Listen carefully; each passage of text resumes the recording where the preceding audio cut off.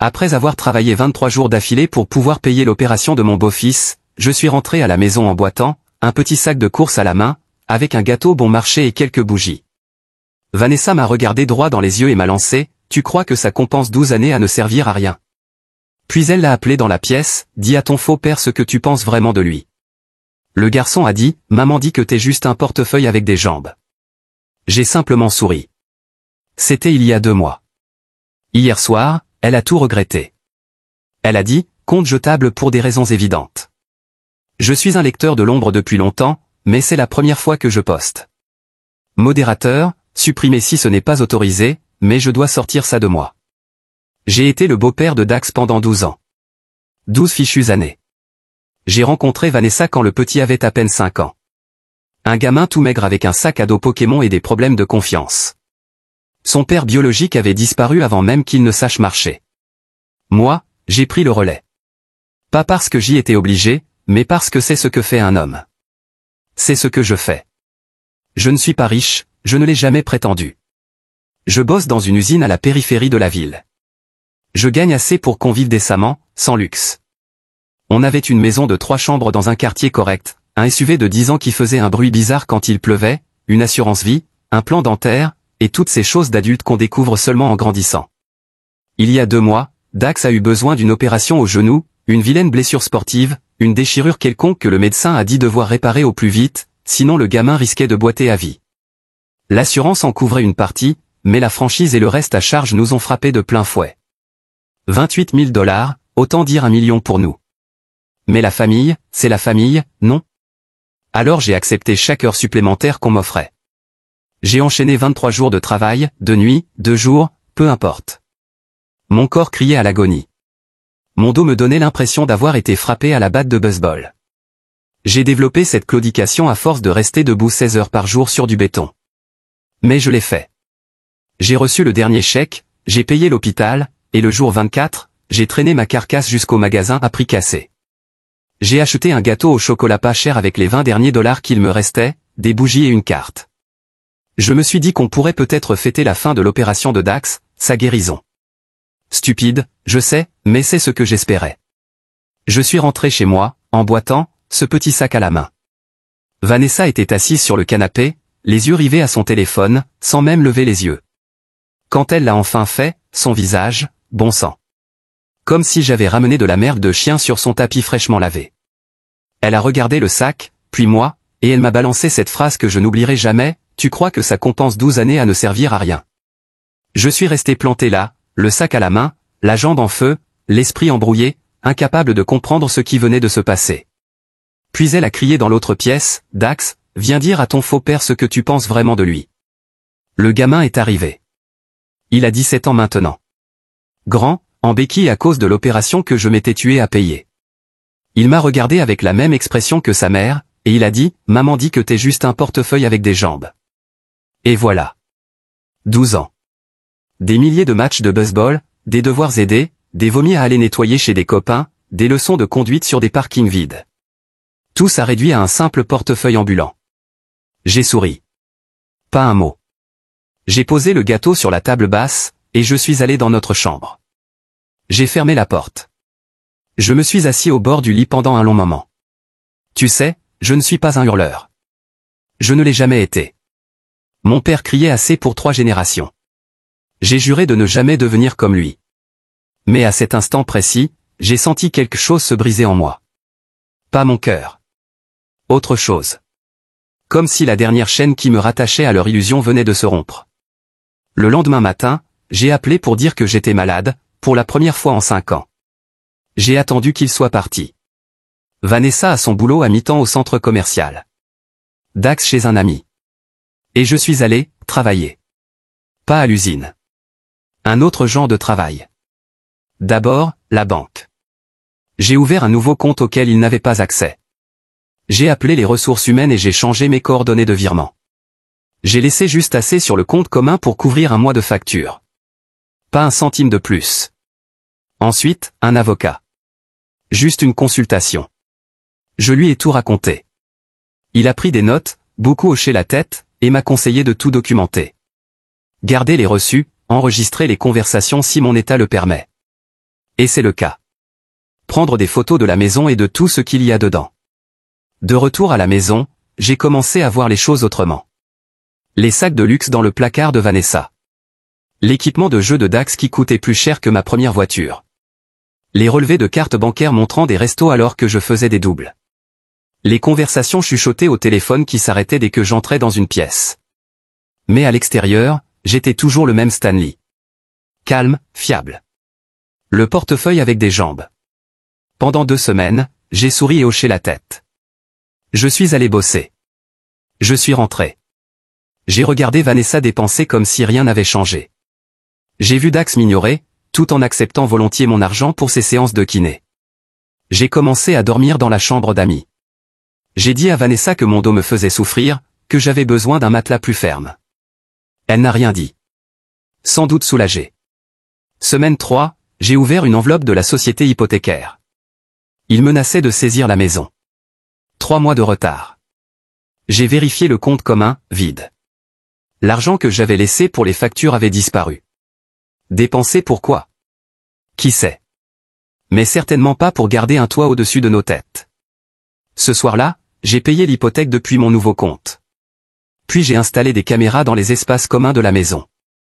Rien de glauque, juste de la sécurité, des preuves comme l'avocat l'avait conseillé. La 4e semaine, c'est là que Vanessa a commencé à sentir que quelque chose clochait. Sa carte a été refusée à l'épicerie. Elle m'a appelé furieuse. J'ai fait l'idiot. Ça doit être une erreur de la banque, appelle-les pour vérifier. Elle l'a fait. Ils lui ont dit qu'il n'y avait plus de dépôt automatique. Et c'est là que les textos ont commencé, les cris aussi. Quand je suis rentré à la maison, où va mon argent? Comment oses-tu? Quel genre d'homme es-tu? Je l'ai juste regardé et j'ai dit, je croyais que je n'étais rien de toute façon. Juste un portefeuille avec des jambes. Les portefeuilles n'ont pas d'oreilles, Vanessa. Son visage, comme si elle avait vu un fantôme, mais pas un mort. Le fantôme de l'homme qu'elle pensait avoir détruit il y a longtemps. L'homme avec une colonne vertébrale. À la 6e semaine, l'ambiance était tendue. Vanessa me parlait avec douceur 1 minute, me menaçait la suivante. Dax m'évitait complètement. Moi, je continuais d'aller au travail. Je payais uniquement ce qu'il fallait, l'hypothèque, les factures, la nourriture. Plus d'argent gratuit. J'ai trouvé une vieille conversation sur la tablette de Dax, qu'il avait laissé connecter. Vanessa lui disait de me flatter, parce qu'ils avaient besoin d'argent pour une sortie scolaire. Elle écrivait que j'étais un distributeur automatique avec des jambes. Sois gentil et il crachera du fric. 8 semaines plus tard, c'était hier. Vanessa a essayé d'accéder à mon adresse mail. J'ai reçu une alerte de tentative de réinitialisation de mot de passe. Le même jour, je l'ai surprise en train de fouiller mes tiroirs. À la recherche de quoi? Dieu seul sait. Hier soir, elle est venue dans la chambre d'amis pendant que je lisais. Elle s'est assise au bord du lit, a commencé à pleurer. Elle disait qu'elle ne comprenait pas comment on en était arrivé là, qu'elle appréciait tout ce que j'avais fait, que Dax répétait juste une bêtise qu'elle avait dite sous le coup de la colère, il y a des années. Je lui ai simplement tendu mon téléphone. Je lui ai montré les vidéos, les messages, le relevé bancaire, les documents de la consultation chez l'avocat pour le divorce. Elle est devenue blanche, puis rouge écarlate. Ensuite, elle s'est mise à hurler, si fort que Dax a accouru. Et c'est là que tout a changé. Mais ça, c'est une histoire pour demain. Ma pause est finie, et je dois retourner bosser. Le portefeuille avec des jambes ne se repose jamais, pas vrai? Mise à jour. Cela fait 2 semaines depuis mon dernier post. D'abord, merci à tous pour le soutien. Je ne m'attendais pas à recevoir 20 000 votes positifs ni à voir ma boîte de réception exploser comme ça. Ensuite, le visage de Vanessa quand sa carte a été refusée au salon, ce n'était que le début. Où en étais-je? Ah oui, la nuit où tout a changé. Vanessa, debout dans l'encadrement de la porte de la chambre d'amis, passait du blanc cadavérique au rouge pompier en regardant les preuves sur mon téléphone. Dax arrive en courant à cause des cris. Il voit sa mère perdre le contrôle, me voit, moi, assis là, calme comme jamais. Le gamin regarde entre nous deux, confus. « Qu'est-ce qui se passe ?» demande-t-il. Je lui tends le téléphone pour qu'il voie les messages. Ceux où sa mère me traite de distributeur automatique avec des jambes. Ceux où elle lui explique comment me soutirer de l'argent. Celui où elle rigole en disant que je me tue au travail pendant qu'elle planifie un voyage entre filles à Cancun. Incroyable, non? Toutes ces heures sup pour son opération, et elle pense à la plage. Le visage de Dax change. C'est la première fois depuis des années que je le vois honteux.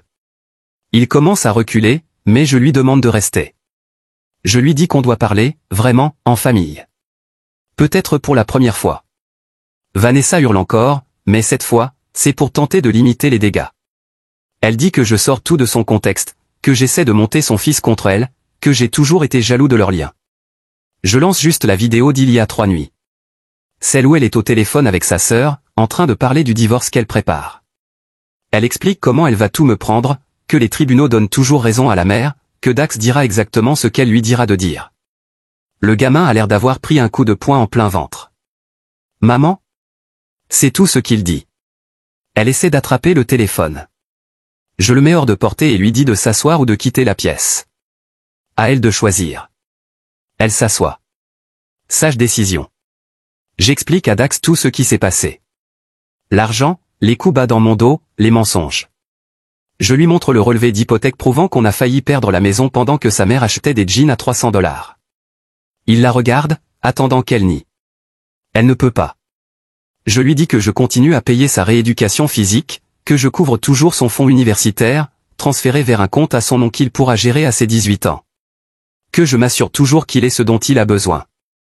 Parce que, malgré ce qu'ils croient tous les deux, je ne suis pas qu'un portefeuille. Je suis l'homme qui a choisi d'être son père, quand le sien a fui. Et là, la pièce est devenue silencieuse. Très silencieuse. Puis, comme dans ces films où le compte à rebours de la bombe s'arrête à 1 seconde, Vanessa s'est mise à pleurer. Mais cette fois, ce n'était pas le genre de pleurs manipulateur d'avant. C'était laid, avec des sanglots, du nez qui coule, le genre de pleurs quand on sait qu'on s'est fait prendre.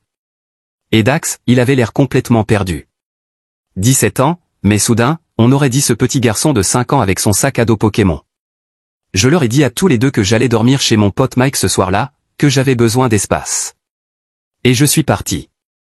J'ai passé la nuit sur le canapé de Mike, à jouer aux jeux vidéo comme si on était encore ado, pas des cadras avec mal de dos. Et tu sais quoi? Ça m'a fait du bien. Le lendemain matin, je me réveille avec 67 messages de Vanessa. Ça allait de « je te déteste » à « reviens à la maison » en passant par « je te promets que je vais changer ». Le cycle classique de manipulation. Je suis rentré me doucher et me changer avant d'aller au boulot. Dax était assis à la table de la cuisine, touillant distraitement un bol de céréales. Vanessa n'était nulle part. Il m'a dit qu'elle était partie chez sa sœur. Puis il m'a demandé si tout ce que je leur avais montré était vrai. Tout. Je me suis assis en face de lui et je lui ai dit que oui, tout était réel. Mais je lui ai aussi dit que rien de tout ça n'était de sa faute, que les adultes font leurs propres choix, et que sa mère avait fait les siens. Et ce gamin, cet ado presque adulte qui ne m'avait pas adressé 10 mots en 1 an, m'a demandé si j'allais vraiment partir. Si j'avais aussi fini d'être son père. J'ai eu l'impression qu'on m'écrasait le cœur à main nue. Je lui ai dit que non, que je n'en avais jamais fini d'être son père. Que ça n'avait jamais été sur la table. Mais qu'entre sa mère et moi, c'était cassé pour de bon, irrécupérable. Il a hoché la tête, dit qu'il comprenait.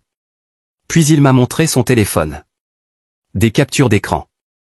Des messages entre sa mère et ses amis, remontant à des mois, voire des années. Toutes parlaient de moi comme si j'étais le larbin. Le distributeur automatique sur pattes. Le pigeon qui élevait le fils d'un autre. Je lui ai demandé pourquoi il me montrait ça. Il a dit que je méritais de connaître la vérité.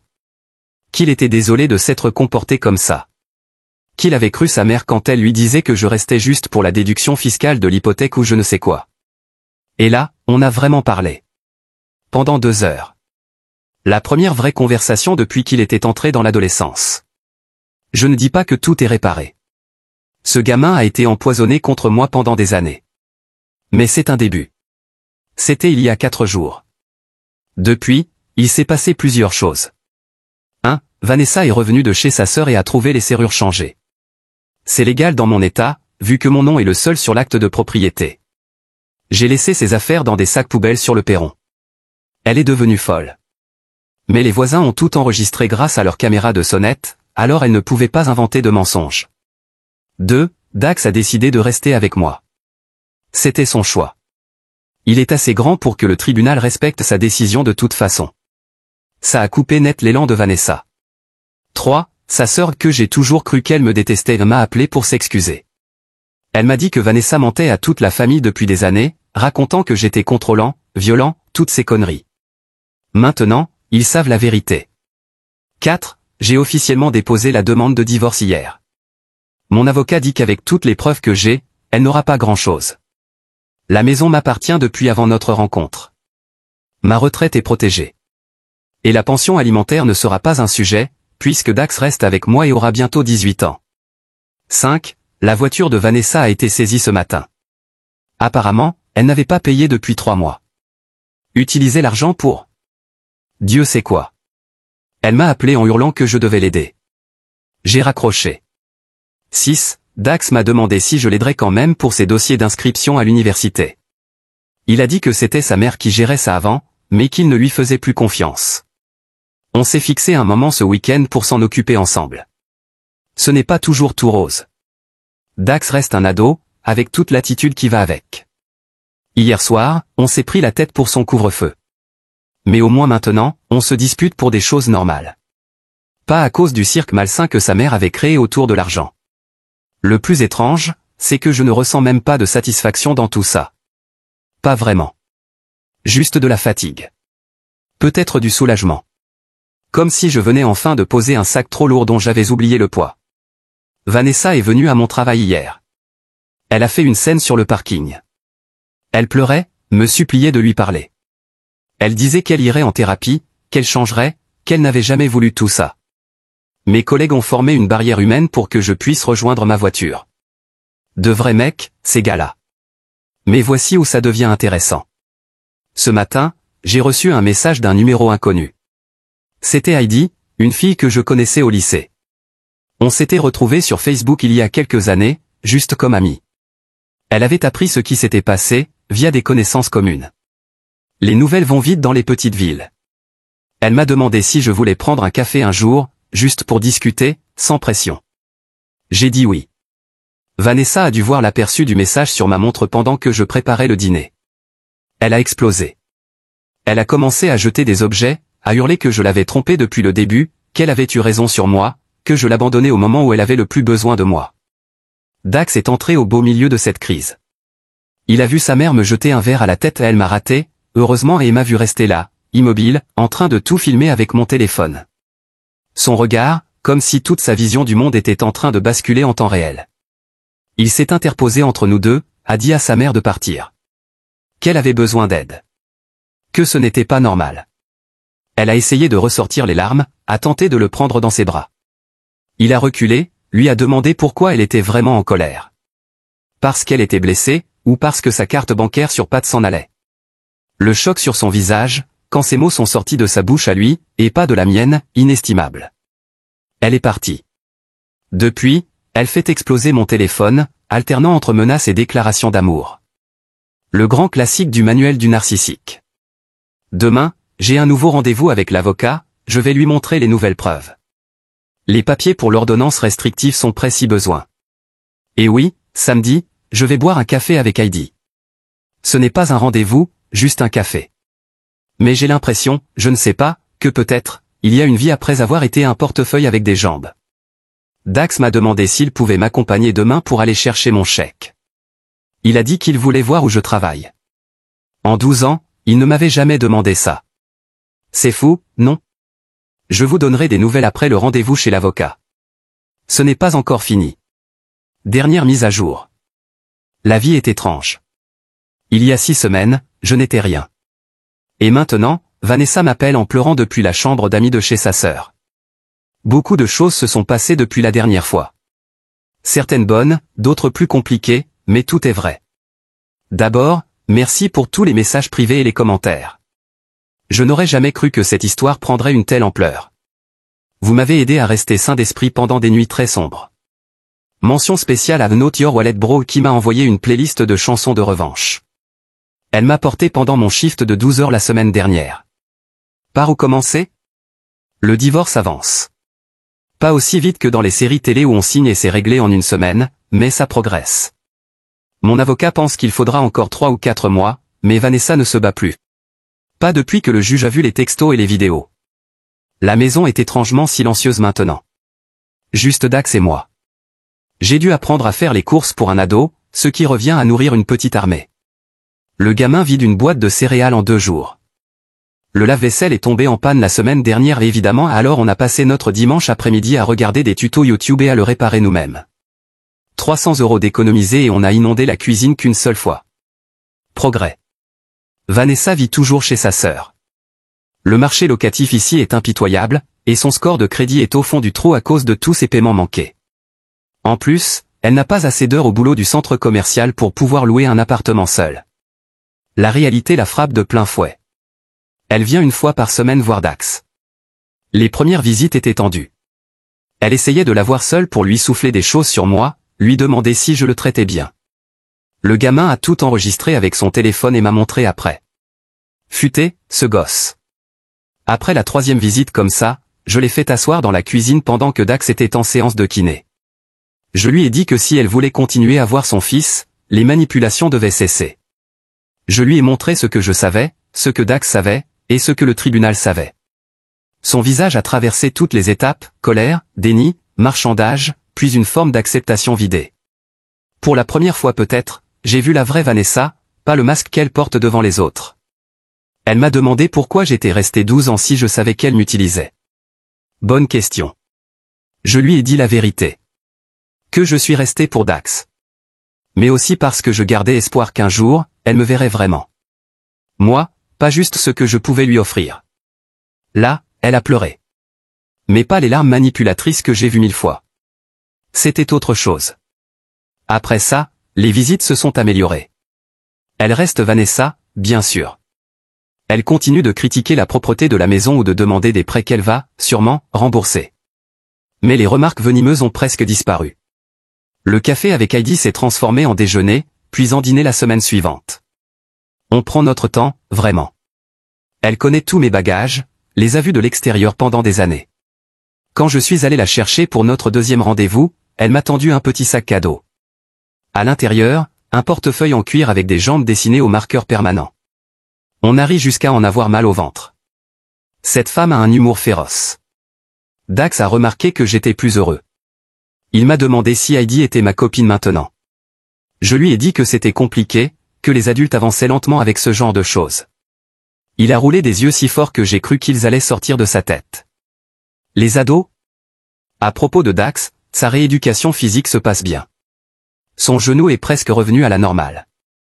Il a joué la moitié d'un match de basket la semaine dernière avant de devoir faire une pause. Le médecin dit que d'ici l'été, il sera à 100% s'il continue les exercices. Les démarches pour l'université avancent aussi. On a visité 3 établissements accessibles en voiture. On a découvert qu'il est éligible à plusieurs bourses. Sa moyenne n'est pas parfaite, mais entre le basket et le bénévolat au refuge pour animaux, son dossier plaît beaucoup. Qui l'aurait cru? Le plus étrange, c'est qu'on se parle maintenant. Vraiment. J'ai découvert qu'il s'intéresse à l'ingénierie. Je ne le savais pas, Vanessa disait toujours qu'il voulait devenir avocat comme son frère, mais Dax dit qu'il disait ça juste pour lui faire plaisir. En réalité, il veut construire des choses, pas argumenter. Je le comprends. La semaine dernière, il m'a posé une question inattendue. Pendant qu'on changeait l'huile de ma voiture, il m'a demandé si je savais quelque chose sur son vrai père. Je lui ai dit ce que je savais. Il s'appelle Austin, est parti vers l'ouest, a refait sa vie. Dax est resté silencieux un moment. Puis il a demandé si je pensais que ce gars-là regrettait d'être parti. Je lui ai répondu que je ne savais pas. Mais qu'un homme capable de tourner le dos à un gamin comme lui, était passé à côté du meilleur fils du monde. Il n'a rien dit, il m'a juste passé les outils, mais je l'ai vu s'essuyer les yeux quand il pensait que je ne le regardais pas financièrement, c'est toujours un peu serré, mais gérable. Je travaille à nouveau à des horaires normaux, ce que mon dos apprécie.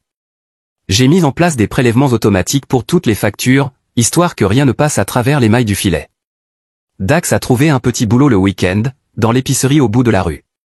Il insiste pour payer ses propres snacks et son essence maintenant. Une question de fierté, je suppose. Ou peut-être qu'il commence enfin à comprendre la valeur de l'argent, après avoir vu comment les dépenses de sa mère l'ont rattrapé. La semaine dernière, c'était l'anniversaire de Vanessa. Dax voulait faire quelque chose de gentil pour elle, alors on est allé la chercher et on l'a emmenée dîner. Rien de chic, juste ce resto italien près de la route nationale.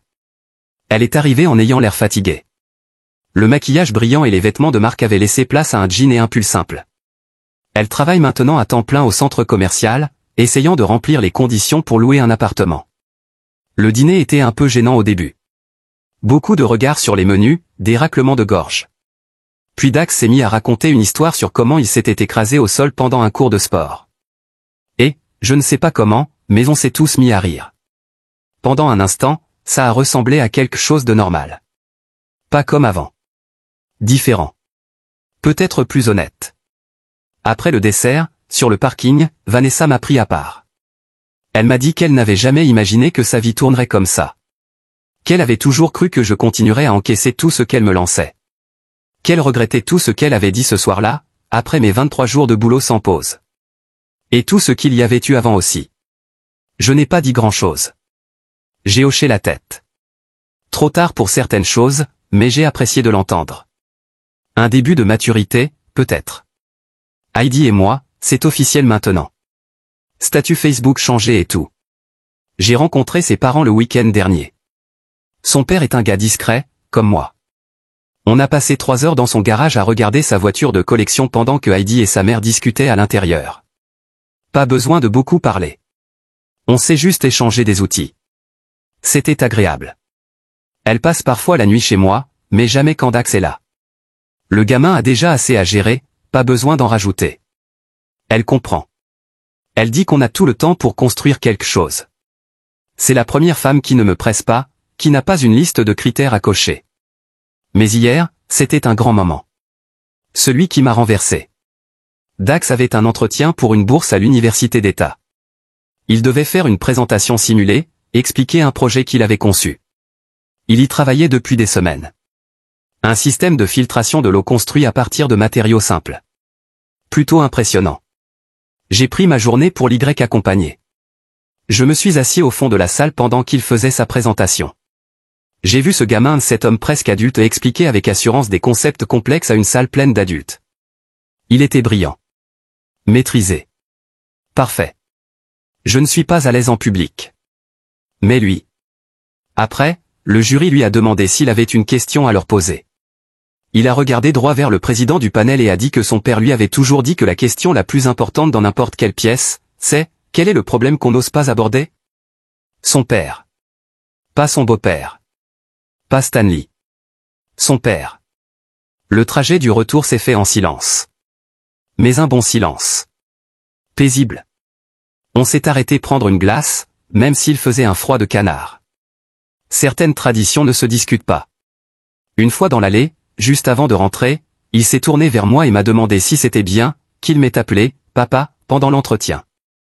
Il a dit qu'il en avait envie depuis un moment, mais qu'il ne savait pas si j'allais être d'accord.